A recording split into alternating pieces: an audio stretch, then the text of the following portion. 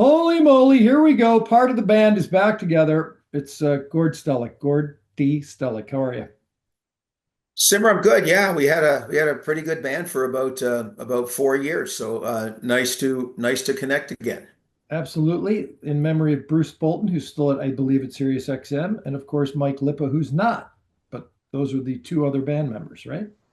Yeah. No, Bruce is still there. Lipa moved on to something else, and Sirius XM moved to a new building, and yeah, we all keep moving on like everybody seems to in this ever changing sports media environment. So it's gotten a little wacky. You can watch this, of course. Just a quick plug here. We had Scotty Bowman the other day. We had Paul Edmonds, the voice of the Winnipeg Jets, talking about the Jet situation. All this stuff is Simmer Puck is the YouTube channel. And then, of course, there's VancouverHockeyInsider.com and SeattleHockeyInsider.com. And we've got a couple other Whopper guests coming up this week. But Gordie, of course, former general manager of the Toronto Maple Leafs and longtime expert on the topic. Hold up your latest book, by the way, real quick. Speaking of plugs, here it is. Revival, the It's chaotic, colorful journey of the 77-78 Toronto Maple Leafs. Now, growing Yeah. up across the border, I remember Wednesday nights and Saturday nights, because I was right on the border, I got the TV games, and I'd see Roger Nielsen, Errol Thompson, Andre Saint Laurent. Uh, I think Dan Maloney, maybe not. Yeah, Dan Maloney was there. Andre Saint Laurent, Dan Maloney was there. Yeah. You Roger Nielsen, you're right, and it's funny, Simmer, that Paul Mateer. whether you're younger or older, you just kind of there's certain teams that just in every sport, I don't know, they capture your imagination, and they're kind of benchmark teams. And that particular year, and upsetting the New York Islanders in the playoffs seems to be one of those benchmark teams. They were just a lot of fun. Roger Nielsen was fun in a different way. He was ahead of his time as far as putting systems in. But you're right. I think you're right. It's about personalities, and still in a 32 team NHL, there are personalities. Maybe not as many, but when you have Daryl Sittler, Lanny McDonald, Tiger Williams, Boria Soming, Ian Turnbull, Mike Palmatier, that's a lot of personalities. That's a lot of fun. Was Pat Boutette on that team?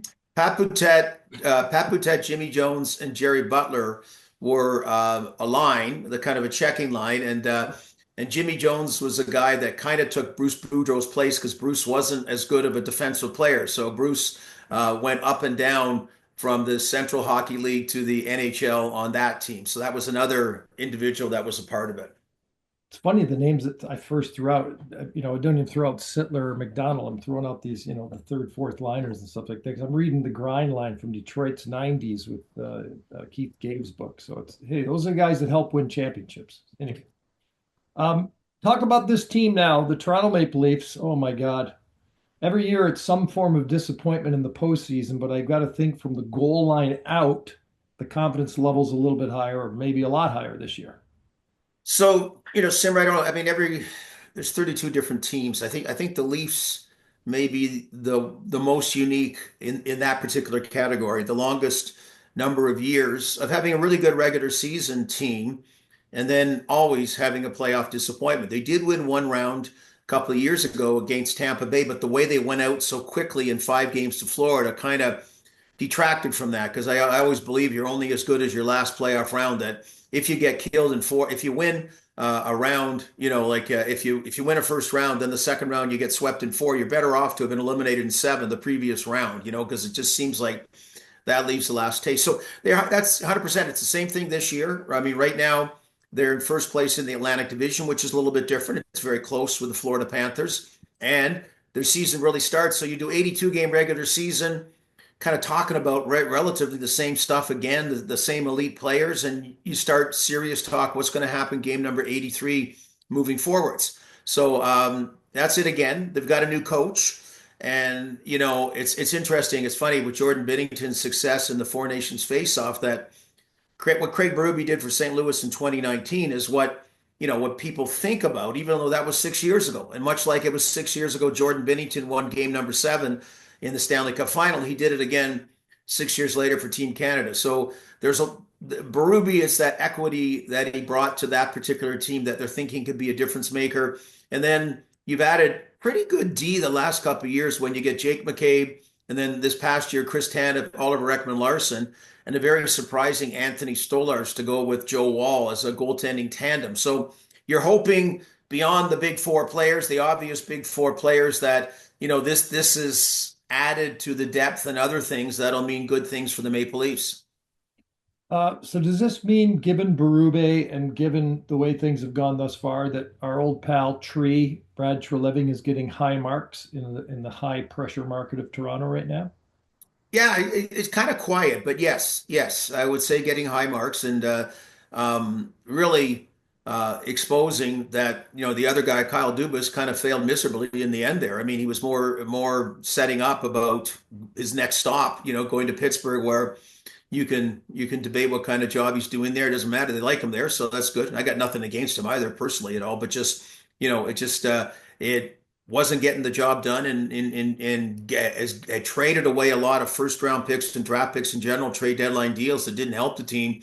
And so in the case of Brad Treliving, cupboard's a little bit barer, and he's gone out and really done astute things in surrounding the big four. So in a kind of a low key way, he operates, but he's getting big marks. Yeah, Kyle Dubas, I've never been able to figure out the whole thing. He's not exactly the Theo Epstein of hockey, because you talk about young GMs, but leave it there. It's just one of those wonderful mysteries. So where is the bedlam, the craze? Are we waiting? Is this just going to be, now it's 25 games remaining and the fandom is just like waiting it out? Because as you pointed out, Gordie, it's game 83 that matters. Is this just now like, okay, stay healthy, everybody stay healthy, let's get through this thing? They're definitely going to the playoffs. There's no way they're going to drop 12 points somehow and not get in. So I'm sure they'd love to stay in first place in the Atlantic. Yeah, I don't know how much people even care about, but I think that's important. I think it's, something different, make a statement, get first place. So you should get whatever a better matchup is in the first round anyway, and you should have home ice advantage. It's up to you to take advantage of that. But yeah, there's a sameness, but it's a good sameness. I mean, they're a very entertaining team. It's there are boring nights at times. Berube's style maybe is a little bit, when you lose, more boring than say Sheldon Keefe's was, because he's focusing on things that, quite frankly, people thought they needed to focus on. So so yeah, unlike, God, it was a long period of time they hadn't made the playoffs. I mean, they went about almost 10 years without being in the playoffs. So Right. it's a lot better having this kind of sameness rather than hearing Dion Phaneuf drone on after a loss. And I'm not saying that taking a shot at Dion. I just mean when you're the captain of a team that's losing and you got to deliver the message and answer the questions every game, people just kind of tune it out because you're losing. So it's an exciting team. It's a winning team. Last year, there became a diversion. Auston Matthews going for first 60 and then 70 goals.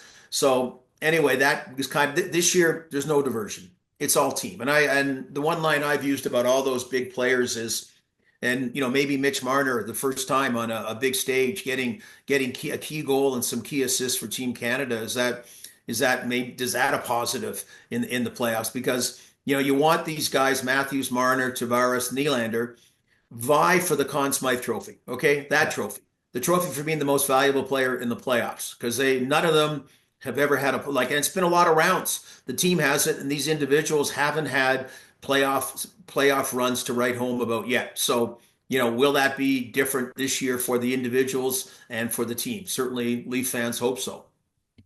Marner, maybe it'll give him confidence in the postseason because he hasn't been a playoff guy physically. Like, is he intimidated? That's the kind of the theory. Mitch Marner's kind of scared. I don't know about Auston Matthews in the past playoffs. What do you think of Matthews, by the way, in the USA Canada matchup? I mean, he had scoring opportunities, didn't Yeah. convert, great golden chances, and then he's on the ice and leaves this certain guy named McJesus alone in the slot. I mean, it's not necessarily So all on him. yeah. Well, it comes, yeah. So first in the case that the one guy that's had probably the best playoffs has been William Nylander. Better. So the guys just have not had good playoffs all in all. But in Matthews' case, he could have been the hero. I mean, Binnington made a hell of a save off him. Ooh. I thought Matthews played great. He didn't get statistically the kind of goals that you're used to getting. He's not getting that this year, generally. I still think he's not 100%. But anyway, I thought he played well. And then, on that goal, you break down the minutia. And I think it was Adam Fox as well that kind of wasn't there. So Auston Matthews, I guess, in a bit of predicament, probably should have stuck though to his task about Connor McDavid rather than trying to fill the void about Mitch Marner, being a little bit alone. Mitch Marner is safer over by the boards than Connor McDavid is in front of the net, and that's the way it goes. So yes, he kidded about it at practice a bit because he was kind of asked, questions about it. So he, hey, it happened. That particular play is on him. But, all in all, I thought there were so many positives from all four countries, really, and certainly both Canada and USA in particular. My condolences to you recently for Paul Morris, right? Yeah. This is a guy that I've talked about growing up watching the Leafs, all of Canada back in the day. He was the PA voice at Maple Leaf Gardens and passed away recently. Tell us what Paul Morris meant to the fan, you and the fans. Obviously, you worked with him and the fans. Yeah. So Simmer, it's just like all those buildings. The PA voice was legendary because there was not the in-arena entertainment. So you may have had an organist playing some ditties, but you listened to the PA, and you weren't on your internet, you weren't on your cell phone, you focused on the game. And so there's so many iconic voices in all major sports. So he was a guy in Toronto, and he stayed there till Maple Leaf Gardens closed. And he was an electrician by day there. He also was head of IATSE Stage Handlers Union, so he double dipped whenever the concerts came in. So good for him. Like people talk about how cheap Harold Ballard might have been. There were actually some pretty good setups, some pretty good living lifestyles there. If you could figure out, you generally had to figure out a way. But anyway, and he did. And he called it straight. He said that the credo for original 6 PA announcers, the directive was about not to show any emotion, favoring the home team. So he certainly didn't. And it was part of his charm. And it became a big thing when he put the first names in because it used to just be goal by Mahovlich from Keon. And then whatever year it was, he started putting first names in.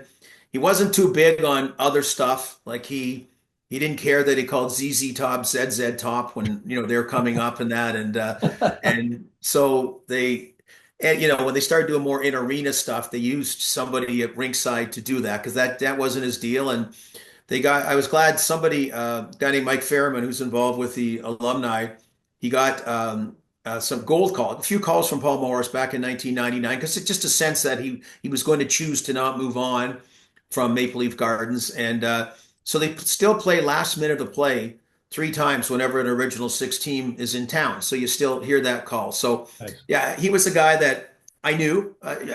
Wasn't really close to him, whatever. He's kind of a quiet guy. But if you went to Maple Leaf Gardens, you said, okay, here's all the employees.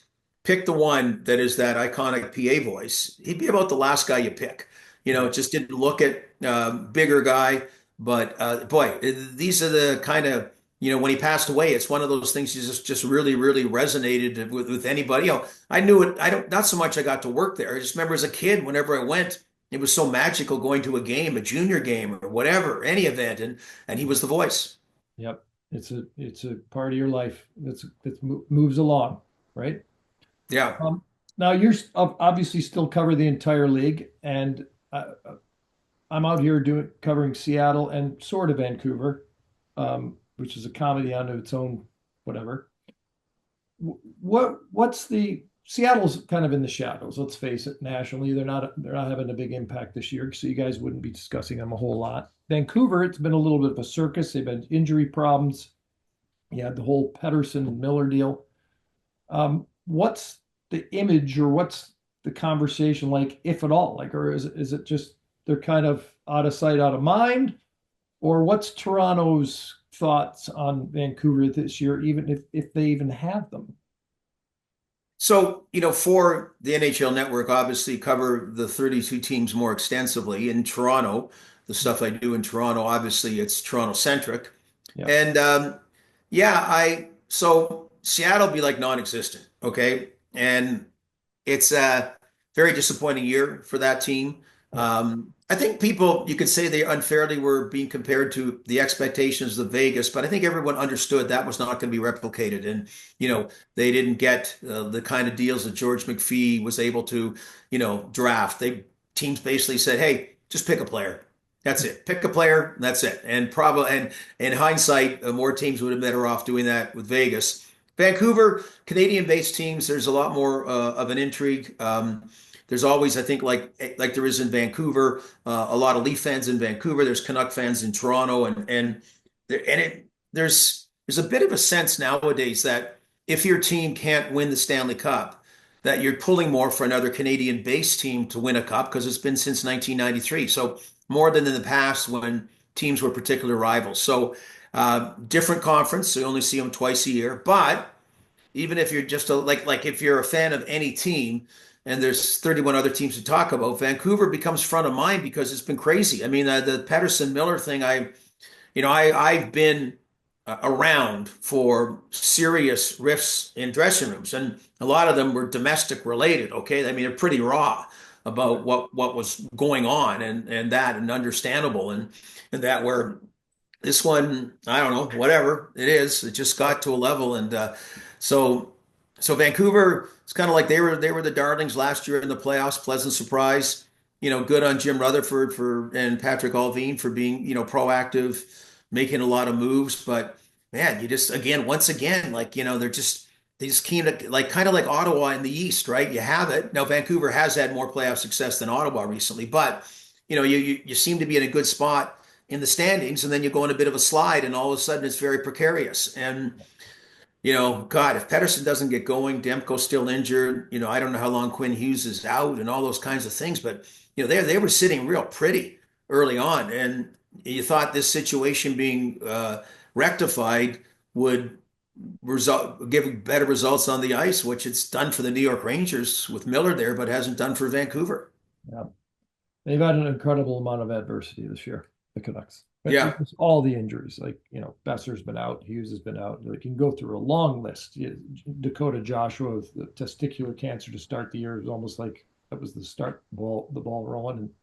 And then Demko, I mean, tragedy is a overstated word, hyperbole, but man, given his ability and where he was at when he was on top of his game, this ongoing thing now, I always bring up the Dan Blackburn analogy from the Rangers, who was the next coming.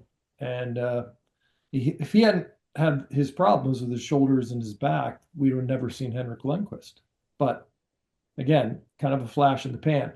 Demko's been around longer, but it is really disturbing to see what could No be question.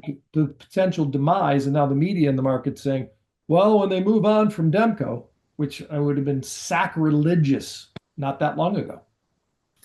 Well, just the injury situations. I mean, you look back, decades ago, and more, you look at guys' careers just ending at 28 or whatever, and that's what happened. That was a reality. And here we It are, is whatever, real. decades later, and there's so much more medical situations to help with things, but you could be out of it, And TJ Oshie over, Torrey Krug, taking this year off, and just on and on. But a goaltender as well, it just that the demands of that position. And so for him, now they say it's a different injury, which quite often I go, is that a good thing or not? I don't know. Right. Is Right. so yeah, and good on Kevin Lankinen. I like to see people seize the opportunity, and he certainly did. I mean, Vancouver would be so much worse off if he didn't give him the kind of goal. I mean, that's one thing. Demko was hurt when Bruce Boudreau was coach that start of the season, and he didn't get the kind of goaltending Lankinen has provided in Demko's absence. That wasn't the case when Bruce was there.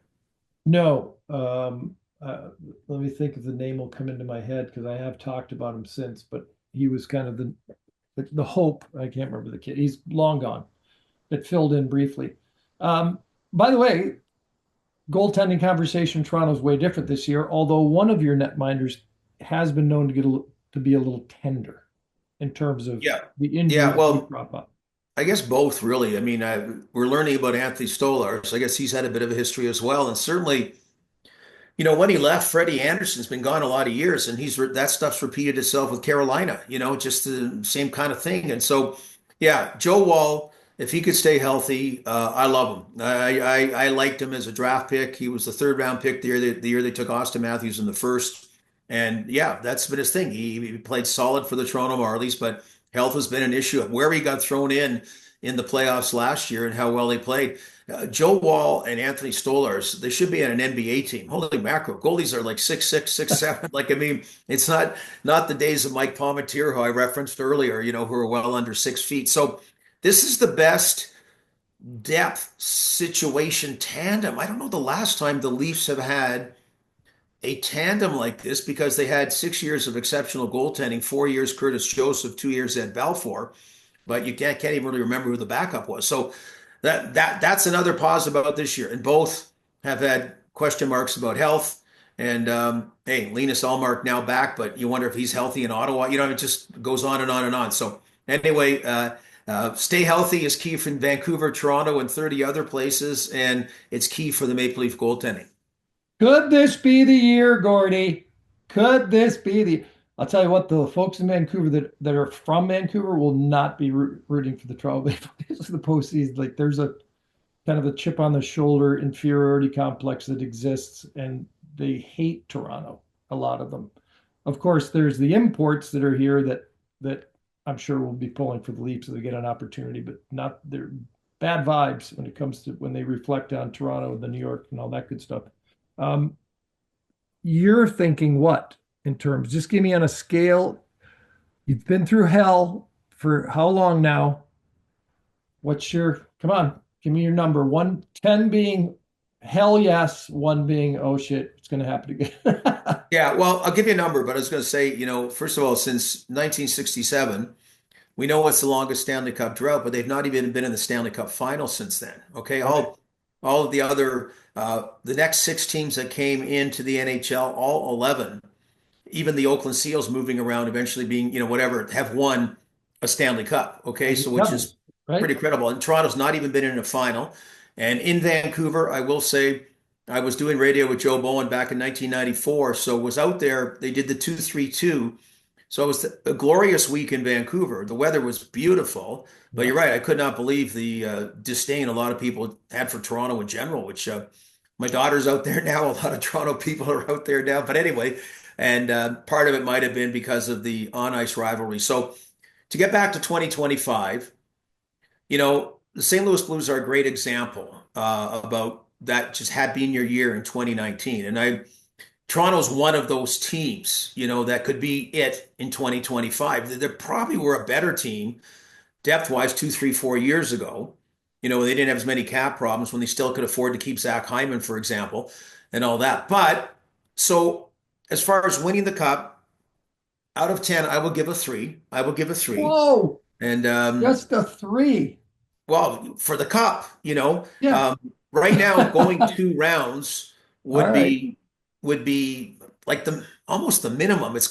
You got to get to that next level. So I All will right. give a 6 Six for to going get to the two cup. rounds. 2 rounds would be acceptable this year. Okay. Maybe winning 1 round again. I don't like, but anyway, yes, it's one of those things. The way we're, and again, that St. Louis model is such a great model because you need a lot of things to go right. You need to, like that Dallas series, they got lucky with some bounces and things like that, and you've got to be healthy and just everything. So whatever that intangible is going to help be a factor in somebody winning the Stanley Cup this year. All right. I'll tell you this, Gordie, and you kind of know this a little bit. I have these weird kind of sixth sense predictions that come true sometimes, like on our show when I predicted Artemi Panarin would win Rookie of the Year instead of Connor McDavid, and only because of an injury that we didn't know was going to come, Panarin won it. I think I said Ovi was going to get to 700, 800, 900 goals. And Yeah. Bolts looked at me like I was just left a mental institution. Unfortunately, this year I said that the Canucks are going to win the cup before the season, not based on math or research, just based on that same weird feeling. But here's the good thing for you. I also told Tree in 2015 that he was going to be the general manager of the Toronto Maple Leafs. And then in about 2017, I told him it again and said, you're going to win the Stanley Cup as the GM of the Toronto Maple Leafs. So if one of them comes true, I'll be Yeah. Well, yeah, weirdness will have continued. well, pretty good knack, and it is. it is funny about, anyway, I'm glad that he's here, and Yeah. it's good that Kyle Dubas is somewhere else. It just his time had run up. But I do know that a player agent told me, I mean, just the way things work in the world, that whatever that year was, so someone called to someone really well connected in the league, and just to kind of help lobby for the president of the Philadelphia Flyers job. And the person said, well, Keith Jones is going to get that job. And Keith Jones got that job. Hmm. But they're chatting more. And he says, oh, watch for this, though.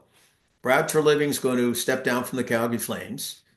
Then Kyle Dubas is going to leave the Leafs and very quickly go to the Pittsburgh Penguins. And then Brad Treliving is going to be hired by the Toronto Maple Leafs. Was that you? So, no, no, no, no, no. Who said that? That's what an insider told this individual. So to think these things just come out of the air, Wow. there's always stuff going on behind the scenes. It's not always just a coincidence and a surprise. There's always stuff behind the scenes. So I found that very interesting because when he was chatting with this individual who had inquired about the Philadelphia president's job, none of these particular things had happened yet in Toronto, Pittsburgh, or Calgary. Huh. Yeah, it's weird. Some kind of karma or something. So I was thinking about this crap in 2015. Yeah, well, Um, no, I'm just yours is more real, more organic. I'm strange. Um, Gordie, always a pleasure. Covered the gamut. Appreciate you coming on the Boutique Simmer podcast, which is often Simmer's morning skate. Sometimes it's cracking knuckleheads because we're covering both markets. But really looking forward to getting through. Oh, one last thing, real quick. What happens for the Leafs at the trade deadline?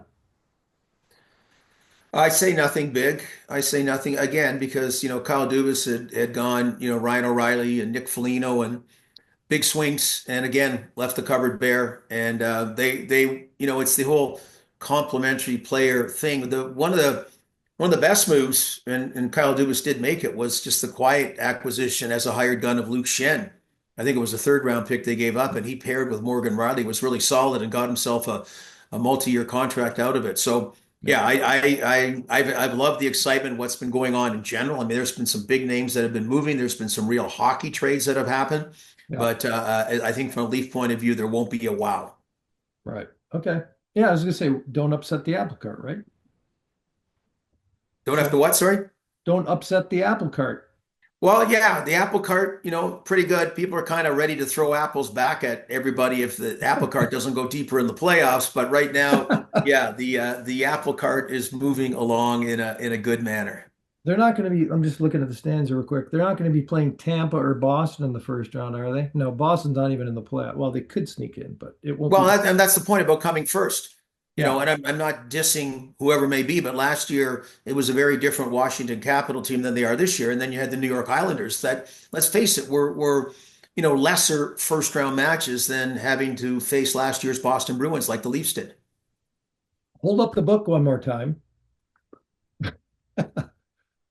There it is, baby. There it is. Revival. The Yes. 77, 78 Toronto Maple Leafs. That was a fun team to watch. And I was just a Yeah, young guy. absolutely. Yeah. Yeah.